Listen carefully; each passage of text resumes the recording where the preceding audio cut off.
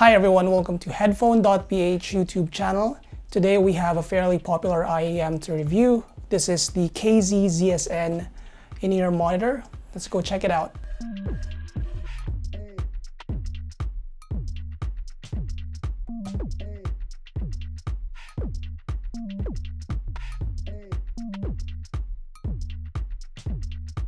So the KZ ZSN is part of KZ's huge product line of budget earphones that they're catering to budding audiophiles. So KZ, also known as Knowledge Zenith, is a company out of China that produces budget IEMs, and the ZSN is skewing towards the more inexpensive side, although most of their products are relatively inexpensive.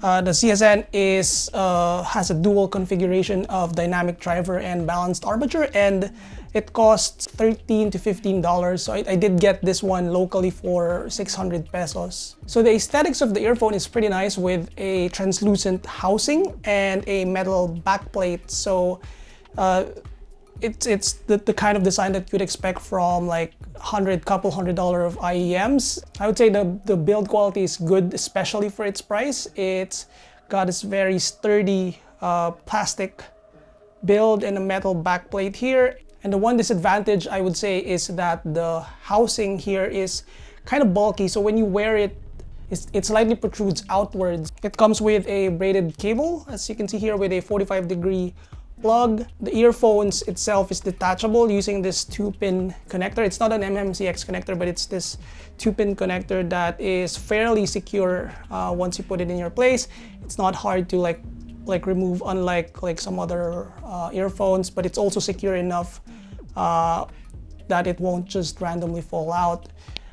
Comfort is overall good. I'm not a big fan of strap-on earphones, as mentioned in my previous review with the Mezirai Solo, but I find that this one conforms nicely to my ears. Again, the insertion is pretty shallow because the body is a little too bulky. It protrudes out. Definitely not an earphone that you can use while lying on your bed because it's a little uncomfortable compared to headphones that are more that are less bulky than this one. I find the isolation above average for this type because of the shallow insertion, but also because it seems to let a lot of low frequency noises in, which sort of doesn't help in its case. But as a whole, you know, this is an earphone that is going to isolate you passively better than your average earbuds. How does the KZ ZSN sound?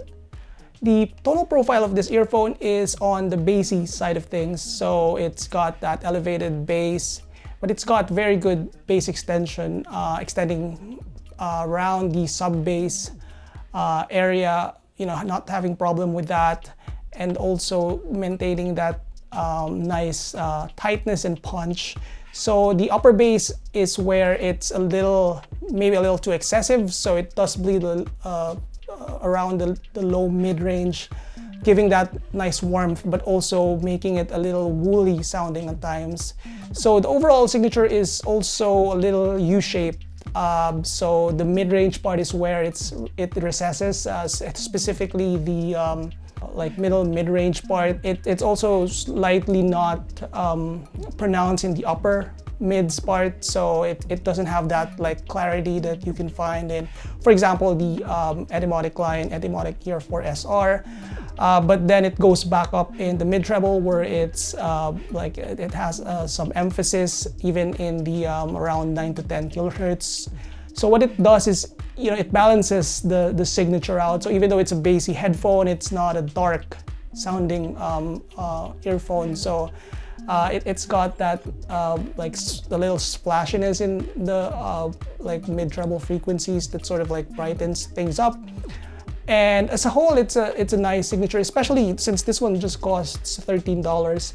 So if I'm gonna be more critical, I would say that the missing upper mid lower treble sort of gives it that little disconnection from mid-range to treble, where it seems like, you know, you're missing some parts of the music. It becomes readily apparent when listening to A-Bing it with the ER4SR or even the the Rai Solo, which an earphone that is more flawed than this one. So Soundstage is pretty typical of earphones, nothing to really write home about. But this earphone is also very efficient. So it plays plenty loud and just fine from your smartphone. I tried using it with the Monoprice 887 amplifier connected to Shitmodius, and I didn't really see any or hear any difference. I think you'll be fine if you're just gonna be plugging this in straight from your smartphone or laptop audio output. Another thing to add is this one also has a version where it comes with a microphone. So I think for an additional like 100 pesos, if I'm not mistaken, you'll be able to get one that comes with a microphone. So overall, this is a nice little IEM, especially for the price. It presents good value. You're getting good sound for the price that you're paying. I wouldn't say it's extraordinary value because the earphone has its flaws, but it's not excessive like many other earphones. I think in this price range. So the bass is exceptionally well extended. It's punchy, it's tight, it's slightly emphasized, overly emphasized in the upper bass. The mid-range is it's not like honky sounding or dry. It's a little recessed, but it's fairly clean sounding.